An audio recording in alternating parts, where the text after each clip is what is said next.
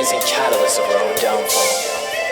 We have ill-mindedly given our lives to the products that bring our morals asunder, as we obliviously hand our degraded lives to the manufacturers of these items that knowingly undermine the very ethics of the human race.